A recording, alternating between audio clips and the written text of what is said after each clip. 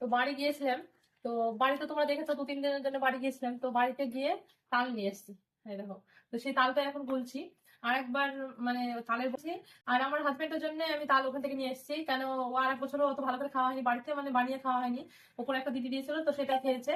আর এবার আমি ওর জন্য নিয়ে এসেছি বাড়ি থেকে তালটা, কেননা ও এই তালের বড়াটা খুব ভালোবাসে। অন্য পিঠে টিঠে ও কিছুই খেতে চায় না, তেলে ভাজা তেলে ভাজার মধ্যে এই মানে বড়াটা, তালের বড়াটা খুব ভালোবাসে। তো এখন আমি গুলছি, গুলে আটা মেখে রেখে দেবো, ও আসলে তখন গরম গরম ভেজে দেবো। ও মানে গরম গরমই পছন্দ করে, ঠান্ডা হলে খেতে চায় না। তো চলো বানিয়ে তোমাদের সঙ্গে তো দেখাবো। ডিউটি থেকে চলে এসেছে আর আমি রান্নাঘরে চলে এসেছি। আর দেখো আগে থেকে যে মেখে রেখেছিলাম আটাটা, ওটা একটু মেখে নিচ্ছি। আর এখন গরম তেলের উপর আমি বড়া ভাজতে শুরু করে দিয়েছি। আর আজকে বড়াগুলো বেশ সুন্দর হয়েছিল, একদম ভেতরটা নরম তুলতুলে পাউরুটির মতো হয়েছিল। আগে থেকে ভিজিয়ে রেখেছিলাম, তার জন্য হয়তো বা তোমরা যদি নরম তুলতুলে মানে বড়া খেতে চাও তাহলে 1-2 ঘন্টা আগে ভিজিয়ে রাখবে, দেখবে এমনি ফুলে যায় বড়াটা।